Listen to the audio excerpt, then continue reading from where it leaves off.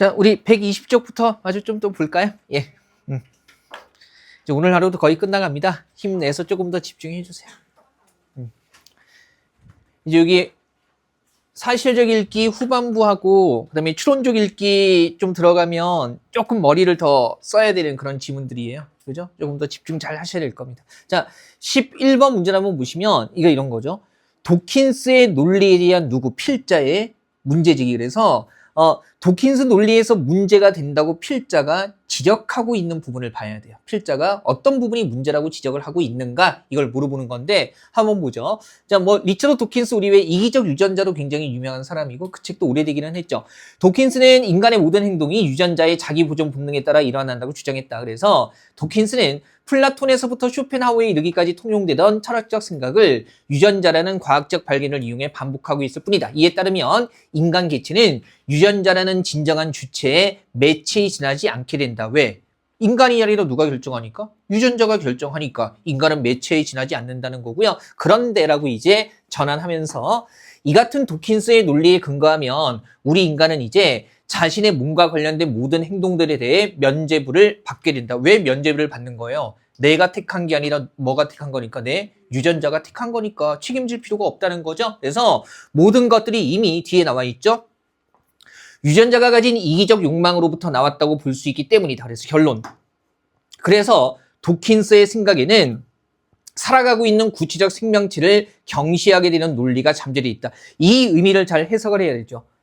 도킨스의 생각에 살아가고 있는 구체적 생명체를 경시하게 되는 논리가 잠재되어 있다. 여기서 구체적인 생명체를 경시하게 된다는 것은 구체적인 생명체가 가지고 있는 주체성, 그 다음에 맥락상 자기 결정권이라고 봐야겠죠. 그러니까 생명체가 자신의 의지로 결정하는 건데 자신이 주체가 되는 건데 그거를 가볍게 보고요. 그냥 모든 것들 유전자가 결정하는 것이다라고 생각을 하게 된다는 겁니다. 그죠? 그러면 일단 이 내용까지 파악하는 건 괜찮았을 거고요. 괜찮았을 거고 이제 헷갈리는 게 선택지 3번하고요. 선택지 5번일 겁니다. 그죠?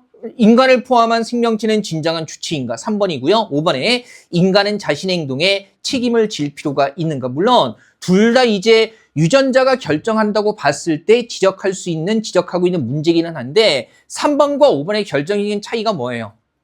3번은 인간을 포함한 생명체, 5번은 인간만. 근데 이 글에서 이해하고 있는 건 인간은 하나의 사례고 궁극적으로 어디로 가고 있어요? 생명체로 가고 있죠. 그죠? 인간이 이미 어디에 포함되는 거예요? 생명체. 그래서 인간을 사례로 들어서 확장해 보면 도킨스의 논리는 구체적인 생명체가 가지고 있는 자기 의지에 따른 주체로서의 자기 결정권을 경시하게 된다고 얘기를 하고 있는 겁니다. 그러면 사례 자체가 문제제기가 되겠어요? 사례를 포함한 생명체가 문제제기가 되겠어요? 이게 더 전체적인 문제제기가 되겠죠. 그래서 정답은 몇 번이 돼야 돼요? 3번이 돼야 돼요. 그죠? 인간을 포함한 생명체가 진정한 주체인가 이렇게 돼야 될 거고요. 5번처럼 얘기를 해버리면 생명체 언급을 아예 강구하게 돼버리죠. 그래서 여기에 결정적인 차이가 있는 겁니다. 그죠? 자, 필자가 문제지기 하고 있는 건 인간을 포함한 생명체를 경시하게 된다는 거지 인간만에 한정지어서 얘기하는 건 아니라는 거. 요거 생각을 하셔야 될 거고요. 1번 같은 건 터무니없고요. 설명할 필요가 없죠. 이번에 유전자의 자기 보존 본능이, 그러니까 유전자가 자기를 보존하는 본능이 어떤 결과를 가져왔는가가 필자가 지기하는 게 아니라 유전자의 자기 보존 본능에 따라서 모든 게 결정된다는 것을 생각하다 보면 이런 식의 문제가 있다라는 문제를 얘기하고 있는 거지 이 보존 본능이 초래하게 된 결과 얘기하는 거 아니에요. 그 다음에 4번에 생명 경시 풍조. 여기서 생명체를 경시하는 것과 이 생명 경시 풍조는 맥락이 아예 다르죠. 그죠? 우리가 흔히 선택지 4번에서 얘기하는 생명 경시 풍조는 생명을 가벼이 여기는 풍조고 여기서 얘기하는 구체적인 생명체를 경시하게 된다는 것은 생명을 가벼이 여긴다는 맥락이 아니라 자기 결정권을 그냥 무시하게 된다, 가볍게 보게 된다는 맥락이니까 4번은 관련이 없을 겁니다. 자, 3번과 5번에 어떤 차이가 있는가를 잘 생각하셔야 돼요. 필자의 문제제기 중 핵심은 인간을 포함한 생명체에 관한 문제제기를 하고 있는 겁니다. 사례 자체가 아니라 그 관점 잡으셔야 되고요. 자, 12번은요. 지문이 좀 길기는 하죠. 그죠? 적절하지 않은 것 얘기하고 있고요. 자, 보시면 일단 여기서 이제 문제 자체에 신경성 식욕 부진증에 대한 설명이라고 나와 있어요. 그래서 되뇌하고 치매, 그 다음에 여성에게서 높다라는 거, 그 다음에 생명 위협의 체중 감소, 그리고 체내 지방 고갈과 간 기능 저하, 이런 얘기를 해주고 있네요. 그죠? 되게 정보가 직접적이기는 해요. 1문단의 셋째 줄 한번 보시면요. 자, 그러나라고 이가고 있는 부분이 있죠. 자, 그러나 이러한 다이어트가 극으로 치달을 경우에 극도로 음식을 먹지 않은 행위와 생명을 위협할 정도의 뭐가 체중 감소가 특징적으로 나타나는 신경성 식욕 부진증, 즉 거식증이라는 병이 발생하기도 한다 해가지고요. 몇 번 바로 관련됩니까? 3번이죠. 그죠? 예, 생명을 위협할 정도의 체중 감소라고 분명히 얘기하고 있고요. 그 다음에 이 문단의 둘째 줄에 특히라고 시작하고 있는 부분 보면 특히 이 병은 인구의 4% 정도에게 발병될 가능성이 있으며 남성에 비해 누구? 여성에게, 그죠? 여성에게서 높은 발병률을 보인다. 그러면 2번도 그대로 확인이 되는 거고요. 그죠? 그 다음에 우리 3문단에요. 셋째 줄 맨 끝에 특히 이렇게 시작하는 부분이 있어요. 3문단의 셋째 줄. 특히 이 병에 걸리게 되면 나오네. 간 기능 검사 수치가 활동성 간염의 수준으로 높게 측정되는 그러면 간염의 수준으로 측정된다는 것이 바로 뭐예요? 간 기능이 저하되는 거 아니겠어요? 연결되죠. 체내 지방이 모두 고갈돼서 에너지를 만들 수 없게 되면 이렇게 되기 때문이다라고 나와 있으니까 체내 지방을 고갈시켜서 간 기능을 저하시킨다도 연결되고요. 괜찮죠? 그 다음에 뒤에 보면 또한 대뇌가 치매 환자의 뇌같이 쪼그라들게 되는, 그래서 치매 환자처럼 대뇌가 쪼그라들게 된다는 거지 대뇌가 쪼그라들면서 치매가 생기는 거라고 얘기하고 있지는 않아요. 그죠? 치매 환자하고 대뇌 크기가 비슷해진다는 거지 치매에 걸린다는 얘기를 하고 있는 건 아니잖아요. 그죠? 그래서 크기 비교의 대상이지 치매 발생 여부는 알 수가 없고 나와 있지 않은 겁니다. 정답 1번이 되는 거죠. 괜찮습니까? 한번 보시고요. 이런 병이 있는 사람들 있죠. 그죠? 잘 먹어야 됩니다. 잘. 지금은 뭐 다이어트고 뭐고 그럴 거 생각할 때 아니죠. 그죠? 체력 잘 키우고 잘 먹고 튼튼하게 수험 생활 잘 마치는 게 무엇보다 중요합니다. 네. 그리고 저같이 좀 상대적으로 마른 사람도 뭐 당뇨 이런 병은 찾아오더라고요. 지금 걸린 건 아니지만 수치 같은 거 보면 이게 꼭 뭐 체중 때문인 것 같지는 않아요. 자, 봅시다. 그 다음에 일치하는 설명이 아닌 것 얘기하고 있고요. 지금 보니까 힘의 문화와 갈등, 그 다음에 정의 문화, 마을 공동체, 그죠? 그 다음에 힘의 문화, 그리고 윤리나 공정한 게임의 규칙이 무시된다.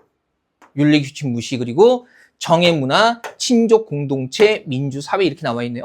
선택지만 딱 봐도 뭐와 뭐에 대해서 얘기하고 있어요. 힘의 문화와 정의 문화, 크게 두 가지로 얘기하고 있기 때문에 대립되는 두 개의 범주로 우리가 그죠? 도식화할 수 있는 부분이네요. 그러면 한국 사회는 전환기의 사회였고 친족 공동체와 마을 공동체라는 사회 구조에 적합성을 지니고 있는 정의 문화. 그러면 친족 공동체, 마을 공동체에 적합한 게 정의 문화가 되는 거고요. 이미 몇 번이 확인됩니까? 2번이죠. 정의 문화는 마을 공동체 구조에 적합하다. 그 다음에 힘의 문화는 이런 차이와 대립을 힘으로 해결하려는 거고, 그러므로 힘의 문화에서는 권력과 금력과 무력으로 약한 자의 주장과 요구를 억눌러 버리는 문제 해결 방식이 통용되고, 그러나 그와 같은 힘의 문화는 힘에 의한 지배와 그에 따른 소외, 힘과의 충돌과 같은 많은 문제를 발생시킨다. 이런 문제가 이미 갈등하고 연결이 되는 거죠. 게다가 사회 윤리가 존중되지 않고 게임의 규칙이 공정하게 지켜지지 않는다라고 나와 있습니다. 그러면 존중되지 않고 규칙이 공정하게 지켜지지 않는다 그러면 사회 윤리라든가 공정 같은 경우는 뭐가 되는 겁니까? 이거는 다 힘의 문화와 관련이 없는 거네요. 그죠? 그 다음에 사회적 갈등을 초래하지 않을 수 없게 된다. 그러면 일단 1번에 사회적 갈등 유발한다는 거 다시 한번 직접적으로 확인이 되고요. 그 다음에 윤리나 공정한 게임의 규칙이 지켜지지 않는다. 뭐 되는 겁니까? 무시되는 거잖아요. 그죠? 그래서 힘의 문화, 윤리, 공정한 규칙이 무시된다 그랬으니까 이거 다 부정하고 있는 거잖아요. 그죠? 반대되는 범주를 부정하고 있으니까 3번도 맞는 거고요. 그 다음에 4번에 정의 문화 같은 경우에 친족 공동체라는 게 나와 있기는 한데 뭐가 언급되어 있지 않아요. 민주사회 구현이 언급되어 있지 않습니다. 그죠? 그래서 힘의 문화가 힘이 지배하면 민주적인 시민사회가 될 수 없다는 얘기는 확인이 되는데 그렇다고 해서 정의 문화가 민주사회를 구현할 수 있다는 정보를 제시하고 있는 건 아닙니다. 그죠? 그래서 4번에도 역시 두 번째 정보가 확인이 안 되는 거죠. 뭐 서로 다른 두 개의 정보 섞었을 때 요거 조심해야 되고요. 자, 14번은 그냥 이런 문제 있었다 정도로 보세요. 각 문단을 한 문장으로 요약하는 건데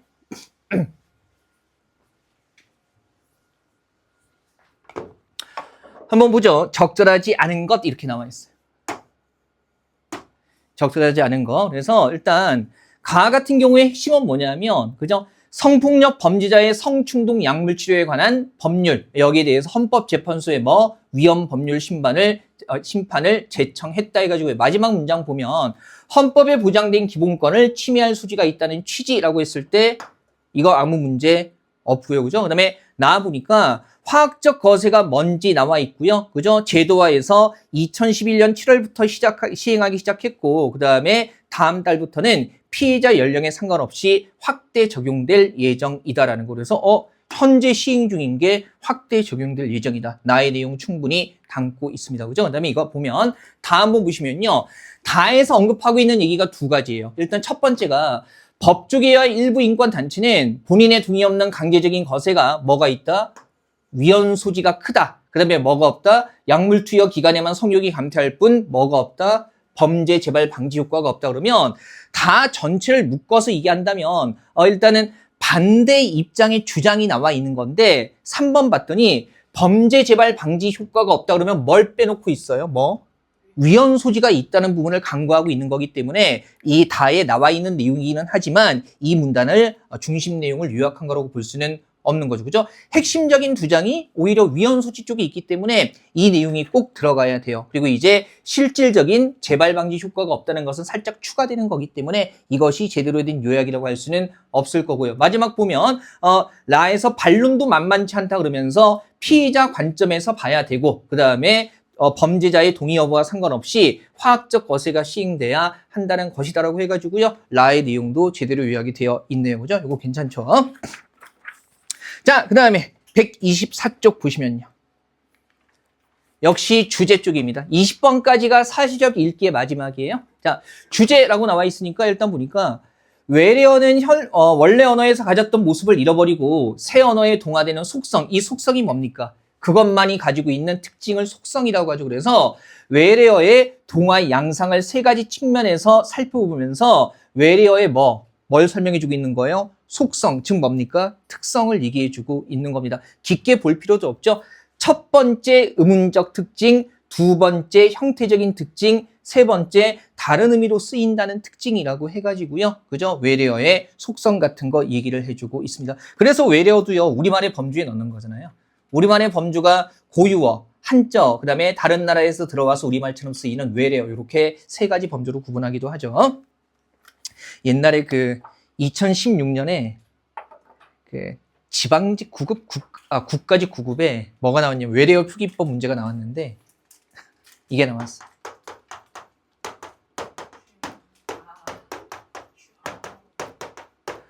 정말 사실 문제 내시는 분들은 저보다 다 훌륭한 분들이 맞습니다. 근데 이런 문제 내는 거 보면 도대체 왜 내는지, 뭐가 맞습니까? 이게 맞아요. 슈림프, 그러니까 슈림프 피자. 해서 슈림프가 맞습니다. 그죠? 외래어 표기법에서 이 SH를 한글로 표기했을 때 경우의 수가 샤, 셔, 셰, 셰, 쇼, 슈, 시 이렇게 7밖에 없어요. 그래서 SH가 쉬로 표기되는 경우는 외래어 표기법에서 아예 존재하지 않습니다. 그래서 이제 이거를 배운 사람은 풀 수 있었던 문제인데 근데 사실은 외래어가 원래는 이런 거잖아요. 그러니까 우리나라에 없는 말이기 때문에 다른 나라에서 들어와서 우리말처럼 쓰이는 거거든요. 근데 슈림프는 뭐로 대체할 수 있습니까? 새우! 아이씨! 이게 외래어냐고! 영어죠, 그죠? 이거는 그냥. 그래서 이걸, 정말 그 문제 보고 많이 참았는데 욕을 안 하려야 안 할 수가 없는 거예요. 그러니까 외래어 표기법에 외래어의 기본적인 정의를 무너뜨리는 문제가 이게 1번 문제였었거든요. 그래서 물론 이제 그 당시에 저는 SH 표기가 원체 멤버 10이 아니라 10 이렇게 쓰거든요. 멤버십, 리더십 이런 게 많이 나오기 때문에 이거 하나만 기억하자. SH는 쉬로 적지 않는다라고 이제 늘 얘기했던 부분이어서 아는 분들은 맞췄는데 사실은 외래어 표기법으로 되면 안 되는 거였었죠. 그래가지고 정말 당황스러웠던 적이 있습니다. 그때 또 어디야? 피자와 도미노가 각각 이거 하나씩 쓸 때였어요. 그러니까 어디에서 뭐 썼는지 정확 기억나지 않고 한 군데는 쉬림프라고 쓰고 한 군데는 슈림프라고 쓰고 그래서 우스갯소리로 외래어 표기 잘못된 피자 그 둘 중에 하나 고소해야 된다. 뭐 이런 얘기까지 우스갯소리로 나왔던 회의이기도 합니다. 정말 이런 문제 없어진 건 정말 다행이죠. 그죠? 네. 소세지, 소시지. 소시지가 맞아요, 또. 그죠? 그러니까 이게 보면, 규정은 존재하는데, 현실적인 언어 생활과 좀 괴리가 있습니다. 그래서 오죽하면 사람들이 농담처럼 외래어 표기법은 내가 맞다고 생각하는 것과 반대로 택하면 무조건 맞는다. 뭐 심지어는 그런 얘기까지 나오기도 했었습니다. 물론 우리하고는 상관없는 시험이죠. 외래어 보니까 가볍게 생각이 나가지고. 네, 16번 한번 가보죠. 역시 제목이고요. 중심 내용들을 잘 봐야 되는데 일단 1문단 볼게요. 1문단. 자, 허균은 심지어 남녀의 정렬을 뭐라고? 천이라고 하고 분별윤기를 성인지교. 분별윤기가 뭐예요? 그죠? 이런 거예요. 그러니까 적을 필요 없어요. 사물의 본질을 꿰뚫어 보고 무분별하게 행동하지 않고 신중하게 판단하는 태도 이런 거 얘기하는 겁니다. 어쨌든 이런 거죠. 남녀의 정렬을 천, 이런 분별 윤기, 쉽게 윤리라고 생각합시다. 성인지교, 성인의 가르침이라고 해서 천이 성인보다 높은 것인 만큼 하늘 천자잖아요. 성인의 가르침을 어길지언정 천품의 본성은 감히 어길 수 없는 일이라고 하였다는 것이다. 그러면 결국에는 허균 입장에서는 뭐가 더 위라는 거예요. 성인의 가르침보다 천, 즉 뭐 남녀의 정렬이 더 위라고 얘기를 하고 있는 거죠. 그 다음에 자 그리하여 글귀라는 부박한 아주 가벼운 문사들이 그의 문도가 돼서 천학을 주장했지만 그것은 서양의 천주학과는 소양의 차이가 있다는 겁니다. 즉 이게 서양의 천주학을 그대로 받아들인 건 아니라는 얘기를 하고 있는 거고요. 견주와 같이 논할 성질의 것이 못 된다. 허균이 선도, 불교에 관한 서적을 탐독했으면 사실이나 그로 인해서 파간까지 당할 일이 있었다. 또 일찍이 영경의 왕래형 관계로 천주시리를 읽었으리라는 것도 추측되지만 그러나 그렇다고 천이 남녀의 정렬 같은 천이 성인보다 높다는 사상을 뭐에 서학의 영향이라고 보면 하나의 속단이 아닐까. 결국 뭐 서학의 영향이 아니다라는 겁니다. 그죠? 그러면서 이 문단에서 성인보다 높은 천이라고 해서 그 천이 반드시 서학의 천주, 하나님이겠죠. 의미하는 것이라고 보아야 하는 이유가 분명치 않다. 그보다는 오히려 허균이 성인보다 높은 천이라고 한 것은 뭘 강조한 거라는 거. 인간의 본연지성, 타고난 본성을 강조한 거라는 거죠. 그래서 이게 타당하고 천명지 위상, 타고난 본성의 성 자체의 존엄성이 성인이 지정한 윤리, 집계, 윤리와 기각인데 윤기보다 윤리보다 우월하다는 뜻일 것이다. 그래서 이제 허균이 얘기한 천이라는 것은 인간의 본연지성을 강조한 맥락이다라는 얘기를 하고 있는 거고 천주학과는 관련지어선 안 된다는 얘기를 하고 있는 거죠. 삼강오륜이 절대 불가침의 도덕률로 되어 있었던 그 당시에 대담무쌍한 발언이라고 하겠으나 오히려 모든 도덕률의 근거가 인간의 본연지성을 기반으로 하고 있음을 밝히려 한 것이다. 그러니까 허균의 천 개념은 서학의 개념도 아니고 천주를 뜻하는 것도 아니고 인간의 본연지성의 바탕을 둔 것이다. 이게 1, 2문단의 핵심인 겁니다. 보이죠? 그 다음에 공자도 50이 지천명하고 60이 이순이라고 하지 않았던가? 이건 뭐 많이 나오는 얘기죠. 50이 되니까 뭘 알게 됐고 1000명을 알게 됐고 60이 되니까 뭐가 순해져요? 귀가 순해져서 거슬리는 말을 들어도 화가 나지 않게 된다는 얘기죠. 근데 이제 거슬리는 말을 들어도 화가 나지 않는다는 맥락보다는 사실은 행동이 바르기 때문에 거슬리는 말을 들을 일이 아예 없어서 내가 듣는 얘기로 화낼 일도 없어진다고 보는 게 타당한 것 같습니다. 자, 이 해석이 중요한 건 아니고 그다음에 마지막 문단. 물론 허균 자신의 탐음 종욕 뭡니까? 음란한 것을 탐하고 욕망을 따르는 것을 종심소욕 부류고 공자가 70대 한 얘기죠. 그죠? 내 마음이 원하는 대로 해도 하늘의 법도에 어긋나지 않는다는 경지와 혼동하면은 그것은 용서가 안 된다는 겁니다. 그죠? 그러면서 그러나 시대의 변천을 무시하고 그저 옛 모습만을 묵수하려는 태도로부터 용감하게 탈피해서 근원적인 청과의 관련이 있어서 인간성의 진면목을 드러내고 싶었던 것이 아닐까라고 해가지고 그러면 허균의 천 개념은 결국에 뭐다? 뭘 강조한 것이다? 인간의 본연지성을 강조한 것이다 라는 맥락이 되는 겁니다. 그 내용을 명확하게 담고 있는 게 몇 번이에요? 1번이죠. 허균의 천과 인간의 본연지성. 그 다음에 지금 보면 허균의 자유분방한 생활과 천재성 얘기는 없어요. 그 다음에 허균의 천 개념은 서학의 입장으로 보면 안 된다는 거고요. 그죠? 그 다음에 4번에 조선시대 사상계의 경지성이라는 거, 지금 조선시대 사상계보다는 누구의 견해의 핵심이 있습니까? 허균의 천 개념을 보고 있기 때문에 조선시대 사상계의 경직성이라는 것도 이 글의 핵심적인 내용은 아닙니다. 그죠? 한번 보시고요. 허균이 그래서 대단하기는 하죠. 그죠?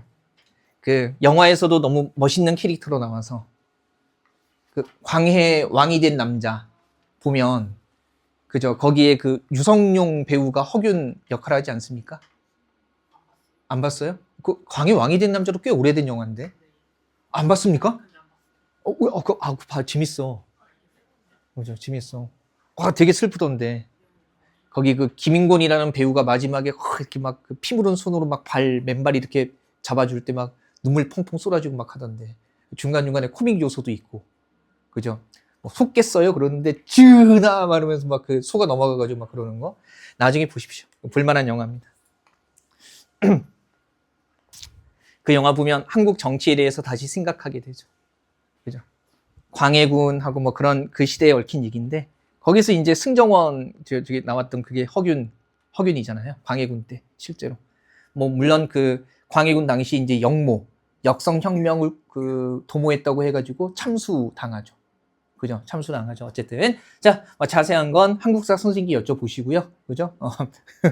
여쭤보지 마세요. 진도 나가야 되니까. 그죠?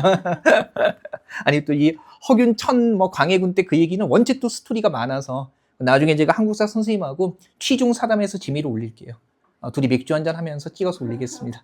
취중 사담. 그 사담이 사사로울 사자가 아니라 역사 사자 써서 취중 사담. 이렇게 해서. 예, 할 거예요. 여러분들 입직하고 난 다음에. 진짜 하기로 했어요. 그래서, 왜냐면 어차피 둘이 맨날 한국 승규형하고 만나면 둘이 앉아서 술 마실 때 역사 얘기하고 문학 얘기밖에 안 해요. 딴 얘기 뭐 이렇게 세상 사는 얘기, 학원 얘기 이런 거 안 하고 잠깐 이제 수험생들 얘기하다가 누구 어떠고 뭐야 그 얘기하다가 뭐 이렇게 툭툭 이렇게 해서 형 근데 시조에 보면 이 얘기 있잖아요. 뭐 하면은 그 시조가 어떻게 되고 그러면 그때 그게 문학적인 배경이 그렇게 해서 그 말이 나왔구나. 뭐 그런 얘기하고 그래서 정말 남자 둘이 모여서 진짜 재미없는 대화하는 거죠. 재미없는 대화하는 건데 역사 덕후들은 또 좋아할 수 있기 때문에 취중사담.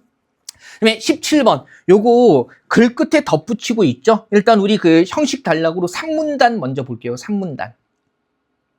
자, 최근 보스턴 글러브지의 요약이에요. 그죠? 한번 볼게요. 그러면 산문단에 최근 보스턴 글러브지에 보도된 바에 의하면 킹슬리 박사팀은 몇 개의 실험을 통해서 위의 결과를 지지하는 흥미있는 결과를 발표했다. 여기 위의 결과가 뭡니까? 그죠? 엄마가 된다는 것이 우리의 뇌를 오히려 더 영리하게 한다는 거. 자, 쥐를 대상으로 한 그들의 실험 결과에 의하면 엄마 쥐는 처녀 쥐보다 인지 능력이 급격히 증가해서 냄새와 시각 능력이 급증하고 먹잇감을 처녀 쥐보다 3배나 더 빨리 찾았다. 엄마 쥐 내에 해마의 신경 통로가 새롭게 재구성되는 것 같았다고 한다. 엄마 쥐가 되면 엄마의 두뇌는 에스트로겐, 코르티솔과 같은 호르몬에 의해서 마치 흠뻑 목욕을 하듯 된다 해가지고요. 엄마쥐와 처녀쥐 비교하는 거 이런 거 나와 있고요. 그죠?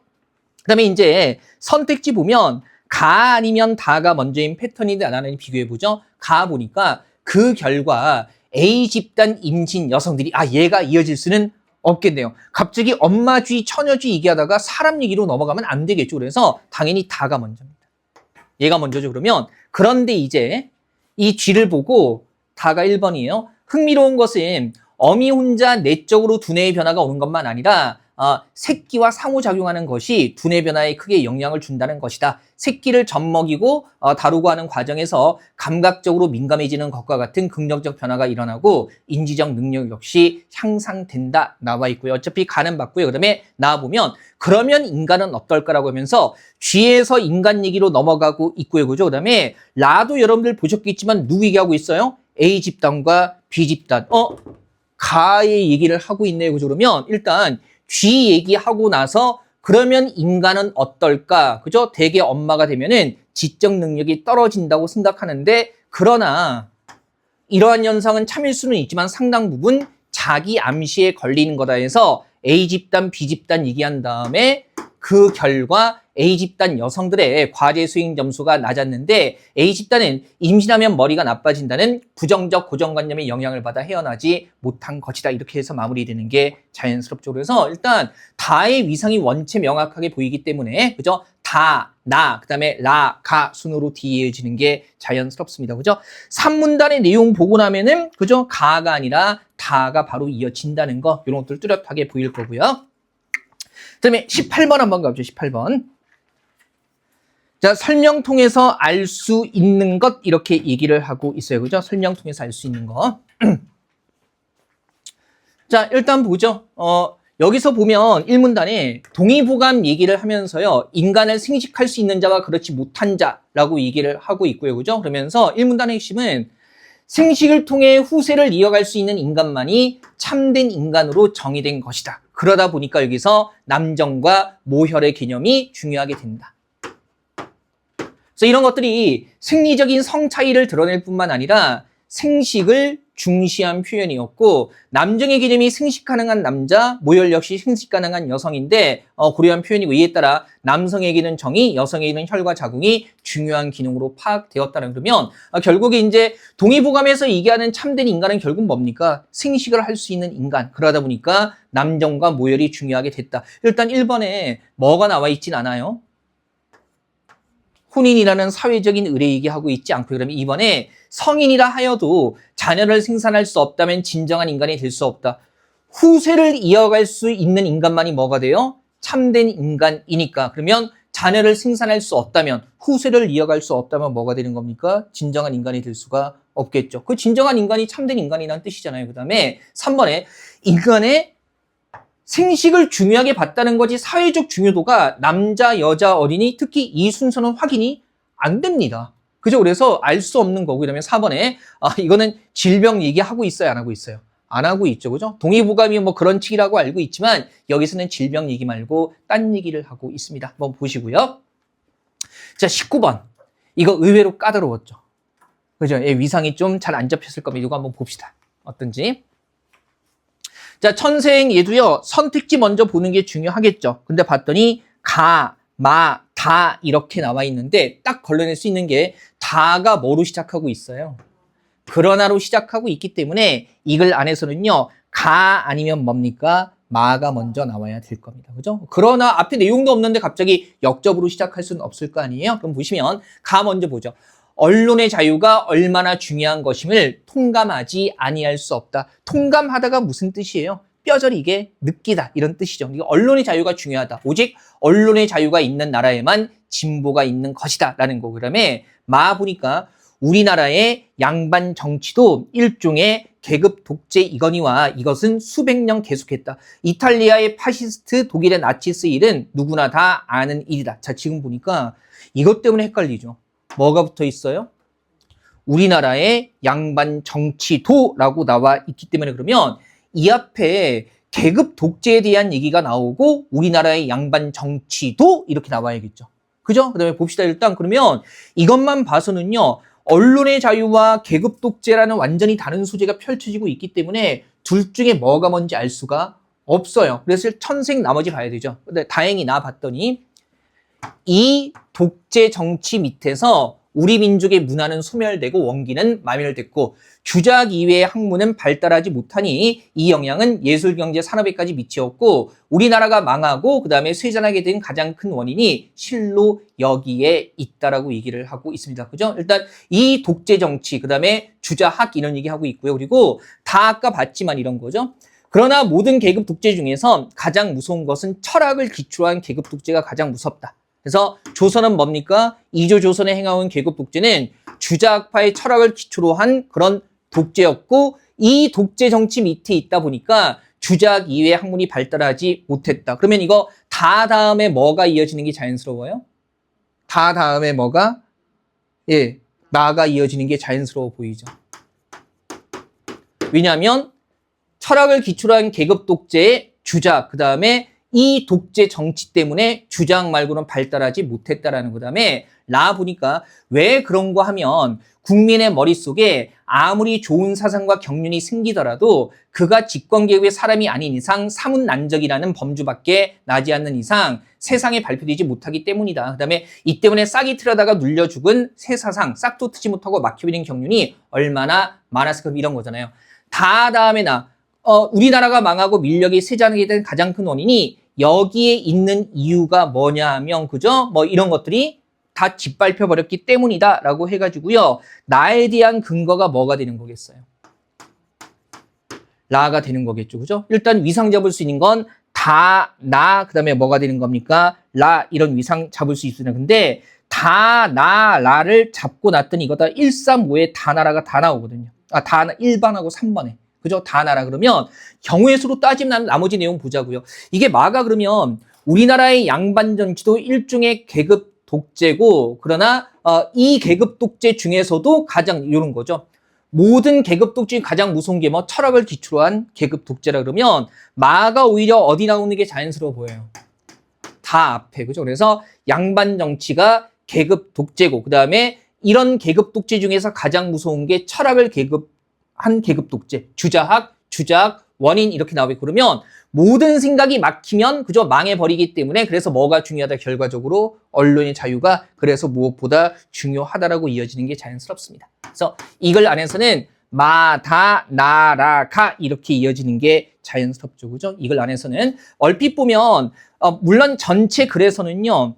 마 앞에 계급 독재에 대한 얘기가 나와 있고 우리나라의 양반 정치를 추구하는 형태로 되어 있는데 글을 그냥 거기서 잘라와 버린 거죠. 그죠? 옛날 문제는 좀 이런 게 있는데 이것도 역시 그래도 이렇게 이어지는 게 이걸 안에서는 자연스럽다는 거 생각은 하시고요. 이런 식의 표지를 실제 근간의 문제에서는 마구 흐트러뜨려서 내지 않으니까 너무 고민하지 마십시오. 괜찮으시겠어요? 그래서 한번 보시고.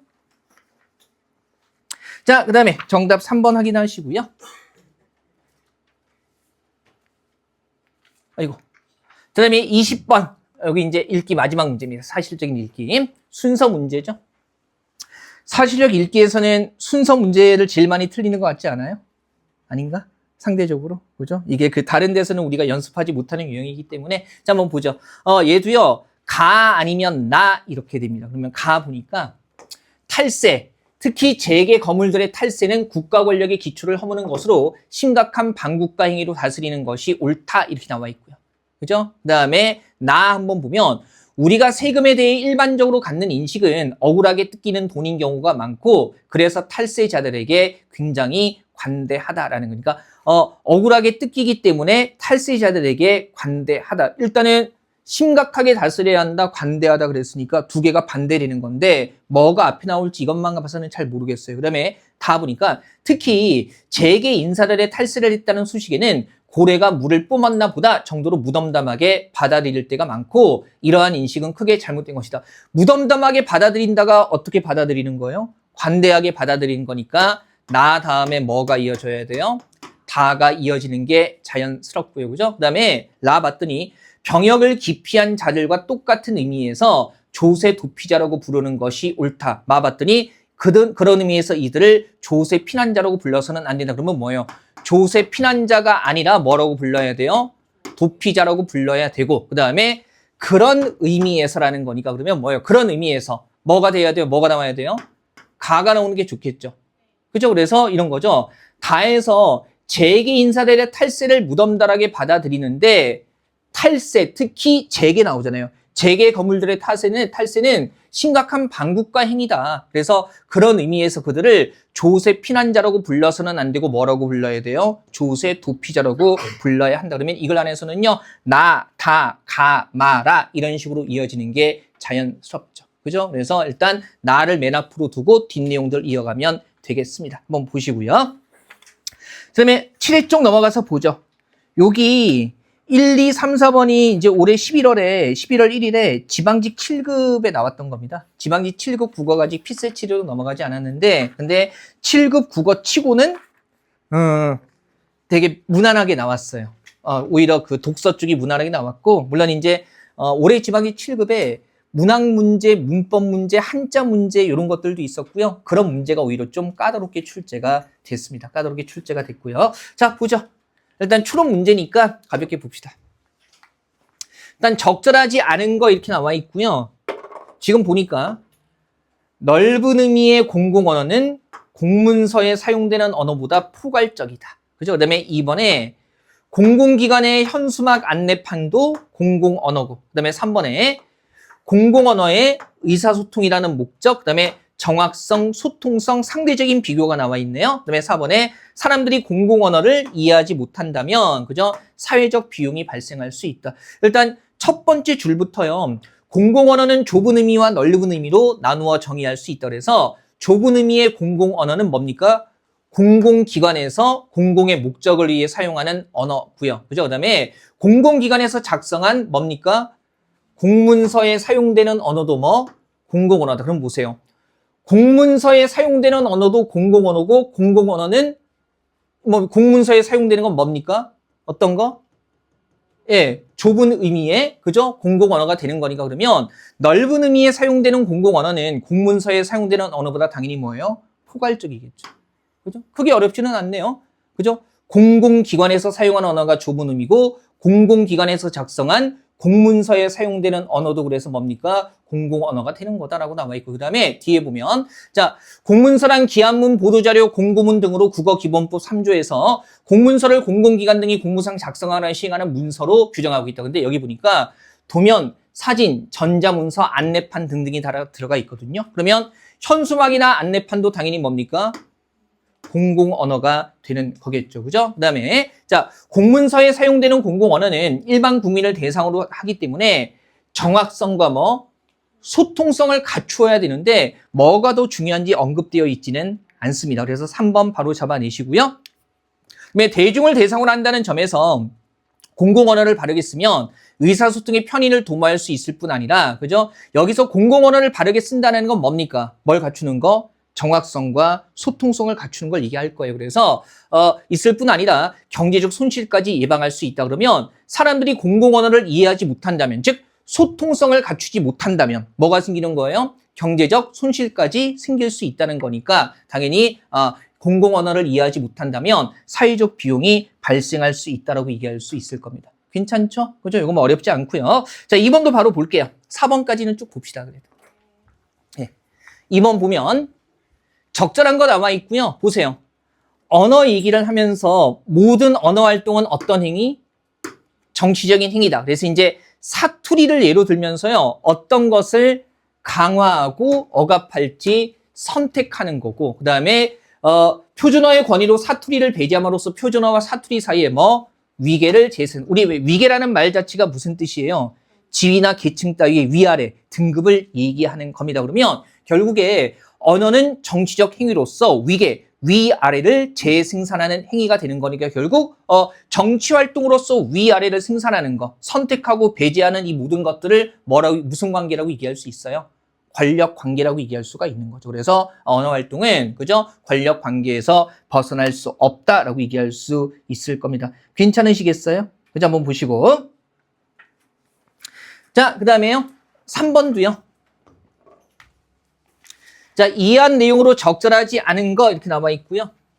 이것도 빠르게 보죠. 자, 분쟁 해결 중재에 제3자가 있어야 되고요. 그 다음에 우리나라에서 분쟁 해결할 때 공정성에 문제가 생기고, 그 다음에 우리나라와 달리 3번에 해외 몇몇 국가에는 스포츠 분쟁 해결을 위한 독립적인 기구, 그죠? 우리나라 아니고요. 그 다음에 4번에 스포츠 분야에서 분쟁이 발생했을 때 재판을 통해 우선적으로 해결해야 한다라는 거죠. 일단 보시면 중재에 대해서 첫 번째 줄에서 얘기하면서 분쟁에 대한 판단을 누구의 판단? 중재인의 판정에 의해 당사자 간 합의력이라는 거니까, 그러면 중재에는 당사자 말고 중재인, 이 중재인이 일종의 뭐가 되는 겁니까? 제3자가 되는 거겠죠. 그죠? 요거 생각할 수 있을 거고요. 그 다음에 스포츠 분야에서 일어나는 분쟁의 경우에도 이러한 유연성은 상당한 이점을 갖는다. 스포츠가 생계수단인 직업 선수에게 재판에 의한 것은 시간이 많이 들어서 이런 나쁜 점이 있고, 그래서 스포츠 분쟁에서 뭐가 이점이 있다? 중재가 이점이 있다. 그러면 4번 바로 여기서 부정되는 거네요. 재판을 통해 해결하면 문제가 생긴다. 그래서 중재의 이점이 있다고 얘기를 하고 있으니까 4번이 적절하지 않은 거고요. 그 다음에 우리나라의 경우에는 내부 정관 등에서, 그죠? 분쟁은 정관 등에서 해결하기 때문에, 그래서 뭡니까? 예, 불리한 위치에 처하고 분쟁 해결의 공정성 강화를 그럼 이런 거잖아요. 내부의 정관에 의해서 해결하기 때문에 무슨 문제가 생겨요? 공정성 강화라는 과제가 생긴다는 거니까 그러면 우리나라의 경우에는 이런 분쟁을 해결할 때 무슨 문제가 있다는 거? 공정성의 문제가 발생할 수 있다는 거죠. 그죠? 그 다음에 여기 마지막 문장 보면 그렇게 우리나라 스포츠 분쟁 해결의 공정성 강화를 위해서 독일, 영국 등과 같이 독립적이고 중립적인 스포츠 중재 기구가 설립될 필요가 있다. 그러면 아직 우리나라에는 없고 다른 나라에는 있다는 거니까 3번도 괜찮습니다. 그죠? 7급 문제라고 했을 때 어떤 기대감을 충족시키지는 못하고 있죠. 그렇지 않습니까? 그죠? 예, 이건 뭐 거의 마지막 시즌이기 때문에 막 가볍게 되는 것 같아요. 자, 4번까지만 보겠습니다. 4번까지. 자, 적절한 거 이렇게 나와 있고요. 지금 보니까 최첨단 기술과 적정 기술에서 크게 두 범주로 얘기하고 있잖아요. 도식화해야겠죠. 그러면 최첨단 기술이 위기 상황에 취약하다 그러면 그냥 뭐 동그라미 세모다 상관없지만 위기 상황에 취약하다는 부정적인 측면이 있기 때문에 세모로 얘기할게요. 그죠? 위기 상황에 취약하고 그다음에 지속 가능성을 담보하기 어렵다 그러면 지속 가능성은 최첨단 기술의 속성이 아닌 거네요. 그죠? 담보하기 어렵다. 그다음에 최첨단 기술은 중앙 집중적이고 거대한 시스템이 필요하고 지속하려면 뭐가 필요해요? 과도한 에너지 소비와 인위적인 관리가 필요하다라는 겁니다. 그럼 보세요. 얘를 지속하려면 과도한 에너지 소비, 그러니까 필요 이상의 에너지를 소비해야 된다는 거니까 따라서 뭐가 쉽지 않다는 겁니까? 지속, 유지가 쉽지 않다는 얘기죠. 그래서 몇 번이 관련이 돼요? 2번이 여기에서 관련이 되고요. 또한 중앙 집중적이고 기술 집중적인 집약적인 기술은 그죠? 의존도를 높인다. 반면에 적정 기술은 지속 가능하고요. 그 다음에 노동력이 풍부하면 노동력을 활용하고 재생에너지가 풍부하면 재생에너지를 활용하고 그러면서 의존을 줄이고 그죠? 의존하지 않는다는 거죠. 그러면 의존 자체는 최첨단 기술의 특성이고요. 소규모 단위의 자립적인 생존. 이런 점에서 적정 기술은 위기 상황에 취약한 최첨단 기술을 보완할 수 있고 유용성이 주목받고 있고 현대사의 각종 위기에 대해서 해결 방안으로 필요하다라는 얘기를 해주고 있습니다. 그죠? 그러면 나머지 보면 최첨단 기술은 지역의 개별 조건은 이 문단에서 얘기하고 있는 거잖아요. 이 개별 조건이 노동력이 풍부한 곳에서 노동력을 활용하고 재생에너지가 풍부한 곳에서 재생에너지를 활용하는 거니까 개별 조건 고려하는 건 그죠? 최첨단 기술의 속성이 아닙니다. 그다음에 3번 보면 그죠? 적정 기술은 위기 상황에 취약하다. 위기 상황에 취약한 건 뭐예요? 최첨단 기술이고요. 그 다음에 적정 기술은 여러 자원의 집중, 여러 자원의 집중이라는 게 뭐 얘기하는 겁니까? 이를테면 과도한 에너지 소비 같은 거, 그 다음에 다양한 주체의 개입이 필요하다. 이런 것들은 다 뭐의 특성이에요? 최첨단 기술의 특성으로 봐야겠죠? 그래서 4번도요, 반대되는 범주 있는 것을 연결하고 있기 때문에 적절하지 않습니다. 자, 뭐, 여러분들 처음 보는 문제기는 할 텐데, 1, 2, 3, 4번이 뭐 그닥 막 어렵지는 않아요. 이거 가볍게 보시고요. 잠깐 숨 좀 돌렸다가, 예, 조금만 더 보겠습니다. 조금만. 예. 우리, 옮겨야 돼요.